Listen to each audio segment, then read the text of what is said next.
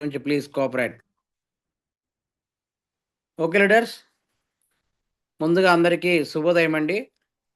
ఈరోజు నెలలో కంటిన్యూషన్గా వెన్నుపూసలో డిస్కులు, వెన్నుపూసలో మనకు C1 నుంచి C6, 7 అంటే ఏంటి, L1 నుంచి L5 వరకు S1 అంటే ఏంటి, ఎలా ఎలా ఉంటుంది, అదేవిధంగా మనకొచ్చింది వెన్నపూసలో వచ్చింది ఏమేం ప్రాబ్లమ్స్ వస్తాయి, డిస్క్ బల్జీ కావడం అంట, దాని గురించి పూర్తి వివరణ తెలుసుకున్నాం. దాని యొక్క కారణాలు, లక్షణాలు, ఫుడ్ డైటు, అదేవిధంగా మన కేవా సప్లిమెంట్. సార్, నా వాయిస్ ఆడిబుల్ అంతా క్లియర్గా ఉందా? Yes sir sir. క్లియర్గా okay sir, clear okay sir. Okay yes okay sir. Leaders, okay leaders, okay sir. మామూలుగా మనందరికి కూడా వెన్నెపూస అరిగిందని, వెన్ను నొప్పి అని, స్పాండిలోసిస్ అన్న, అరుగుదల వచ్చిందన్న, మెడలో వచ్చింది C1, C2, C3, C4, C5, C6, 7లో అరిగిందన్న, disc పక్కకు బల్జయిందన్న, నరాన్ని ఒత్తుతుంది అన్న, డిస్క్ బల్జ్, అన్నిటి కూడా ఒకటే అర్థం అండి. వెన్నుపూసలో ప్రాబ్లం ఉంటే ఇన్ని రకాల పేర్లు ఉన్నాయి. వెన్నుపూసలో ప్రాబ్లం సంబంధించి ఇది ఎంఆర్ఐ చేసినప్పుడు మనం రిపోర్ట్లు చూస్తూ ఉంటాం. ఇవన్నీ కూడా మనకు వచ్చింది మెడ దగ్గర, ఇక్కడ మెడ ఉంది కదా, మెడ దగ్గర C1, C2, C3, C4, C5, C6, 7 వరకు ఉంటాయండి. అదేవిధంగా మనకు వచ్చి నడుము భాగంలో L1, L2, L3, L4, L5, తర్వాత మనకు ఎక్కడైతే కాళ్ళ దగ్గర ఉందో కాళ్ళ దగ్గర మొత్తం వచ్చింది S1.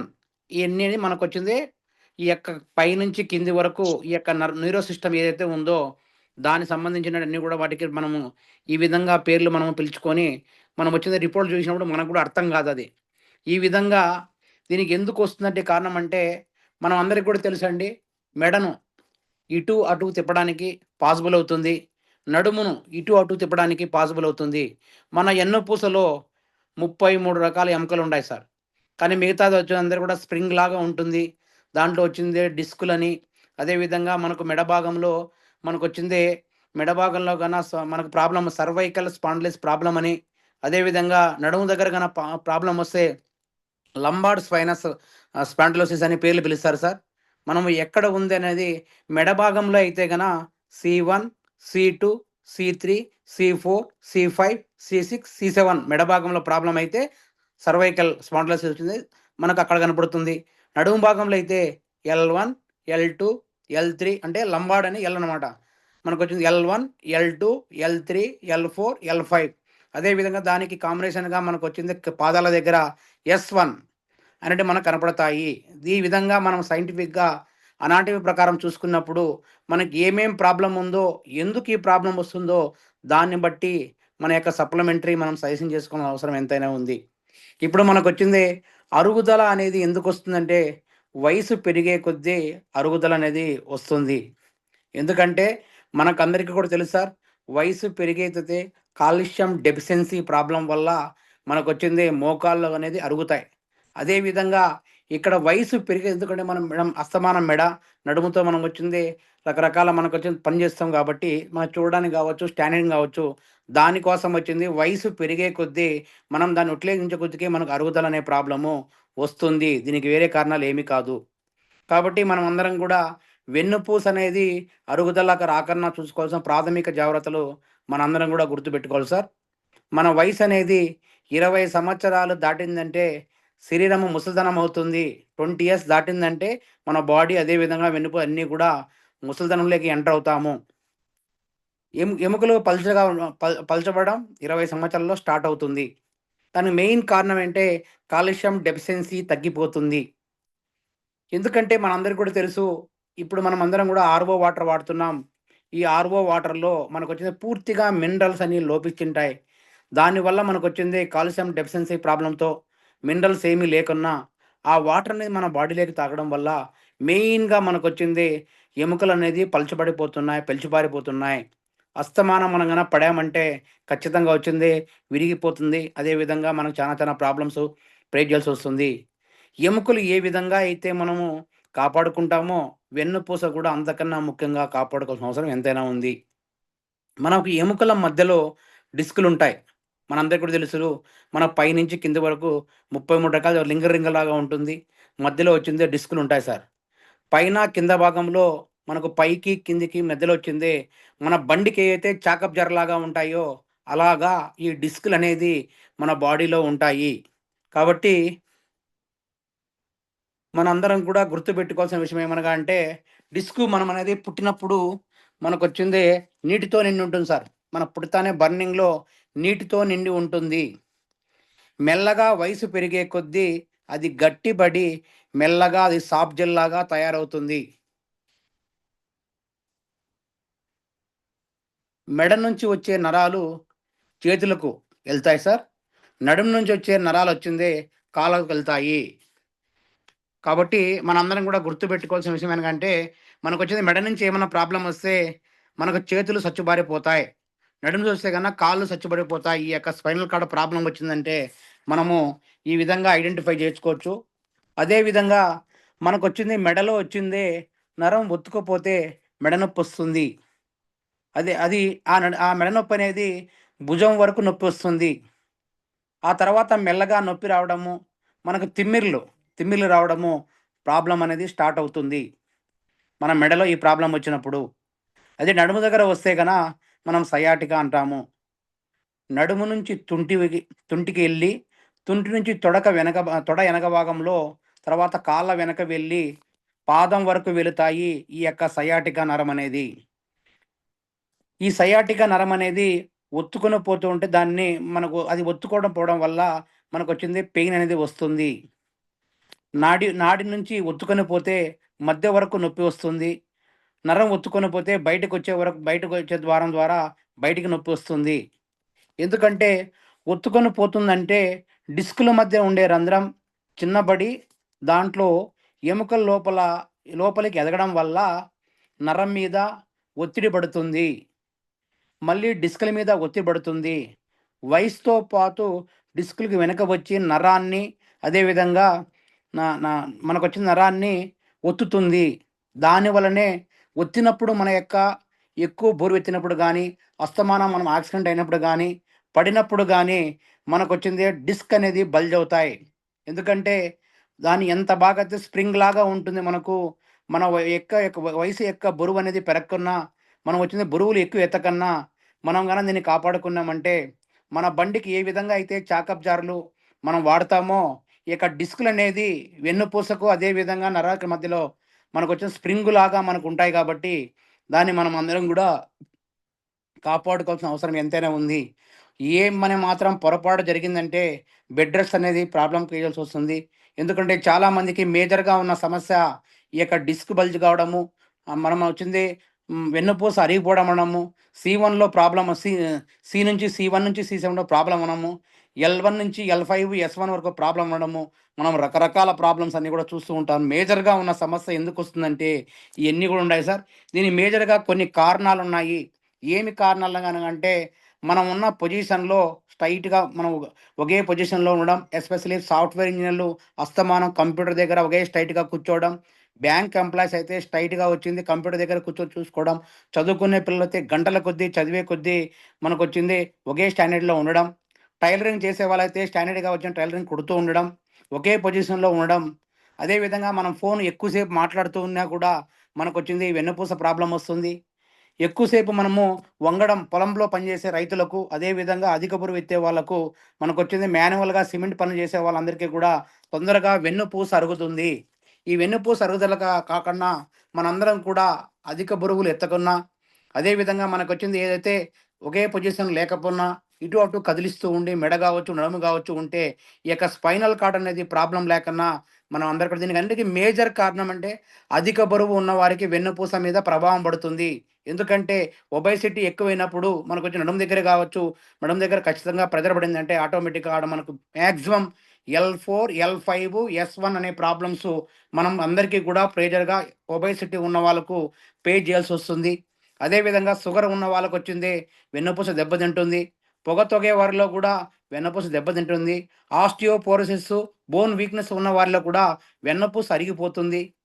కొందరికి అనువంశపరంగా కూడా మనకొచ్చింది వెన్నుపూస అనేది అరిగిపోతుంది. మన శరీరానికి కావాల్సినటువంటి కాలుష్యం తీసుకోవడం వల్ల, అదే విధంగా విటమిన్ సరిగ్గా అందకపోవడం వల్ల మనకొచ్చింది. ఇప్పుడు దాకే ఆర్‌ఓ వాటర్‌లో అయితే ఖచ్చితంగా ఏమనే మాత్రం కాల్షియం ఉండదండి. ఖచ్చితంగా మనందరం గూడా బీపీ లేని వాళ్ళకు కేఏఎండీ అన్నటువంటి మినరల్ డ్రాప్స్‌ను మనం వాడామంటే చాలా అద్భుతంగా పనిచేస్తుంది. అదే విధంగా విటమిన్ డి3 కూడా ఉదయం పూట, సాయంత్రం పూట ఎండలో ఒక హాఫ్ అన్ అవర్ ఉన్నారంటే విటమిన్ డి3 మనకొచ్చింది అవసరం. మన బాడీకి విటమిన్, కాల్షియం చాలా ఇంపార్టెంట్ అండి. ఈ అవసరం కాబట్టి అది లోపించినా కూడా ఇక వెన్నుపూస అరుగుదల గావచ్చు, వెన్నుపూస ప్రాబ్లమ్ గావచ్చు వస్తుంది. అదే విధంగా మనందరికి కూడా శరీరానికి తగినటువంటి వ్యాయామం గూడా అవసరం. ఎందుకంటే తిన్నామా, పనుకున్నామా అన్నదాని లేకున్నా ఖచ్చితంగా బాడీకన్నది మనకి యోగా గావచ్చు, వాకింగ్ గావచ్చు, జాగింగ్ గావచ్చు, జిమ్ గావచ్చు, ఆసనాలు గావచ్చు, ఈ ఇంగా మన బాడీ ఖచ్చితంగా వ్యాయామం అనేది అవసరం. వ్యాయామం సరిగ్గా చేయకపోవడం వల్ల కూడా స్పైనల్ కార్డ్, ఎముకల ప్రాబ్లమ్ వస్తుంది. కొన్ని శరీర భాగాల మీద అనవసర ఒత్తిడి పడడం వల్ల కూడా మనకొచ్చిందే ఈ యొక్క వెన్నుపూస అనేది ప్రాబ్లమ్ అవుతుంది. మన శరీరానికి సరైన భంగిమలో ఉంచుకుపోవడం అంటే మనం వచ్చింది స్ట్రైట్‌గా లేకపోయినా పడుకున్నప్పుడు గాను సోఫాలు కావచ్చు అయన్నీ కూడా స్టాండర్డ్‌గా మనకొచ్చింది వీల్స్ టైప్‌లో మనం కదలడానికి అస్తమానం ఇటు అటుకు తిరగడానికి ఏ విధంగా అయితే మనం ఉంటామో ఆ విధంగా మనం చూసుకొని ప్లాన్ చేసుకున్నామంటే అప్పుడప్పుడు వచ్చింది మెడ కావచ్చు, నడుము కావచ్చు అదే విధంగా మన బాడీ కదలిక అనేది ఉంటూ ఉండాలి. ఎప్పుడూ స్టాండర్డ్‌గా ఉండకూడదు. ఇయన్నీ మనం పాటించినామంటే స్పైనల్ కార్డ్‌ను కాపాడినోళ్ళం అవుతాం.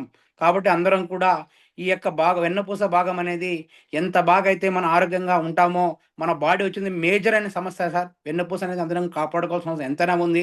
కాబట్టి వెన్నుపూసను అందరం మనం కూడా ఈ విధంగా ఈ అన్ని కారణాల దృష్ట్యా ఈ కారణాల బారి పడకుండా మనందరం కూడా మనం దీన్ని పాటించినామంటే 100% మనకొచ్చింది ఏదైతే ఈ సమస్య ఉందో ఎటువంటి ఆపరేషన్ లేకున్నా, ఎటువంటి ఇబ్బంది లేకున్నా మనందరం కూడా సంపూర్ణ ఆరోగ్యవంతులై వెన్నుపూసను కాపాడుకొని హెల్తీగా ఉండడానికి దోహదపడుతుంది. ఈ కారణాల నుంచి మనం కాపాడుకోవాల్సిన అవసరం ఎంతైనా ఉంది. దీనికి కొన్ని లక్షణాలు కూడా మనకు కనపడతాయి. కళ్ళు తిరిగి పడిపోవడం, ఆత్మ ఆత్మవిశ్వాసం కోల్పోవడం. ఎందుకంటే మనం కళ్ళు తిరిగి పడిపోయినామంటే ఖచ్చితంగా కొన్ని ఆత్మవిశ్వాసం వచ్చింది. మనం వచ్చింది కోల్పోతాం. కాబట్టి ఈ ఆత్మవిశ్వాసాన్ని కోల్పోవాలంటే మనందరం గూడా ఇక వెన్నుపూసను, అదే విధంగా కాల్షియం డెఫిషియన్సీని మనందరం గూడా కాపాడుకోవాల్సిన అవసరం ఎంతైనా ఉంది. ఈ కారణాల దృష్ట్యా, ఈ లక్షణాల దృష్ట్యా మనందరం కూడా ఈ యొక్క వెన్నుపూసను, అదే విధంగా రకరకాల పేర్లు ఇంతకుముందు మీకు చెప్పినప్పుడు ఇయన్నీ ఏవున్నా గూడా ఒకటే అండి రెమెడీ. అన్నిటికి గూడా మనం ఫాలో అయినామంటే మన దగ్గర సింపుల్‌గా మనకొచ్చింది 3 రకాల హోమ్ రెమెడీ దొరుకుతాయి మన దగ్గర.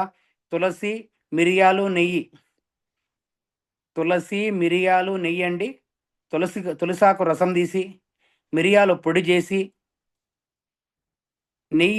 నెయ్యిని కూడా 3 సమభాగాల్లో కలిపి, ఒక టీ స్పూన్‌ను ఉదయము, సాయంత్రము 2 పూటలా మనం తాగినామంటే, ఈ యొక్క వెన్నపూస అనేది ప్రాబ్లమ్ లేకన్నా, మనకు ఉన్నా లేకపోయినా కూడా హెల్తీగా ఉంటాం. ఒకవేళ స్పైనల్ కార్డ్ ప్రాబ్లమ్ బల్జ్ కావచ్చు, ఒత్తిడి కావచ్చు, ఏదున్నా కూడా తులసి ఆకు, మిరియాల, నెయ్యి సమపాల్లో కలుపుకొని మార్నింగు, ఉదయము 2 టీ స్పూన్లు గాని తాగినామంటే అద్భుతంగా మనకు పనిచేస్తుంది.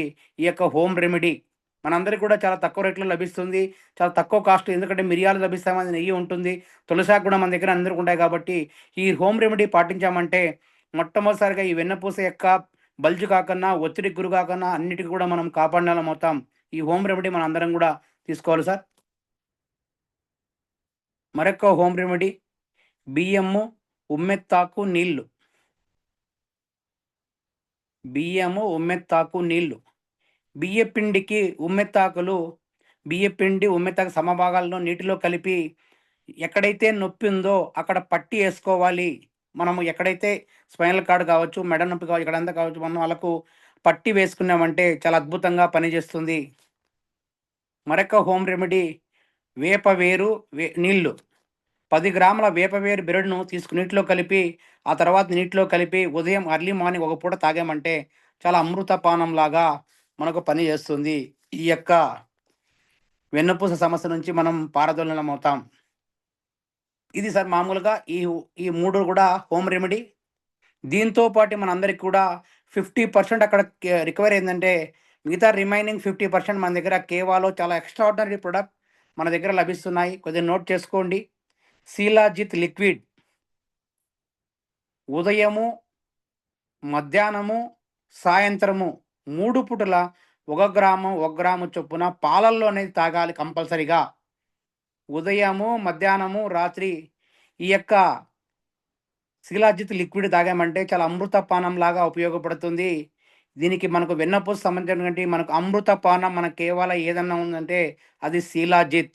ఎందుకనగా అంటే మనం కళ్ళు తిరిగి ఎప్పుడైతే పడిపోతున్నామో అక్కడొచ్చింది స్టామినా ఇవ్వడానికి, తిమ్ములు రాకుండా ఉండడానికి, మనకొచ్చింది స్ట్రెంగ్త్‌ని ఇవ్వడానికి, మనకొచ్చింది ఎటువంటి అనారోగ్య సమస్యలైనది ఏదైతే మనకు కాల్షియం డెఫిషియన్సీ కావచ్చు, విటమిన్ డి కావచ్చు, అయన్నిట్లో పుష్కలంగా మనకు కొంచెం పుల్విక్ యాసిడ్ ఉండడం వల్ల ఈ యొక్క శిలాజిత్‌లో చాలా అద్భుతంగా మనకు పనిచేస్తుందండి.